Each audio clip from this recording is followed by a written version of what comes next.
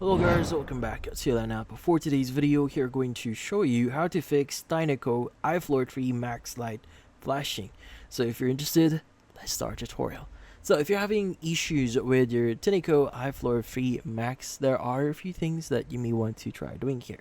So in this case, the first thing that you may want to do here, or in this case you want to check, is you want to check if your vacuum is overheated. So in this case, dirt or debris clogging the filtration system or buildup on the motor can cause overheating. So in this case, leaving dirty water in the water bin will also affect the suction and motor efficiency here.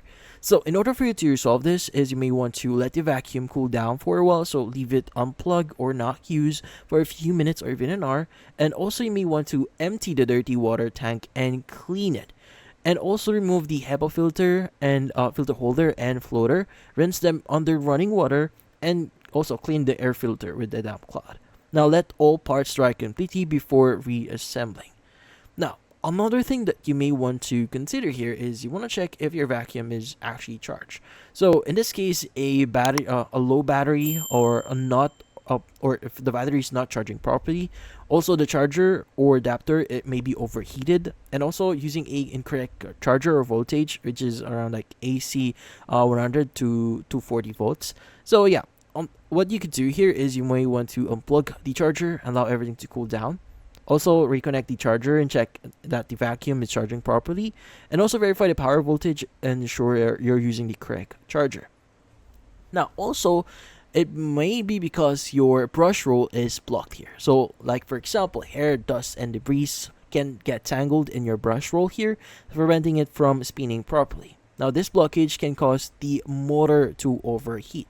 So, in this case, you want to go ahead and remove the brush roll cover. Pull the brush roll upward to detach it. Now use a cleaning tool included in the vacuum to remove tangled hair and dirt, and clean the water inlet and brush holder roller holder, and wash the brush roller cover and let all parts fully dry before reassembling them again.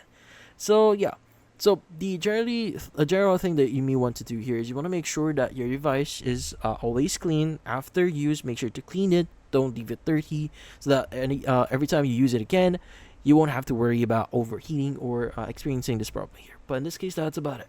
Hopefully this video is able to help you. Like and subscribe to line up. Thank you for watching.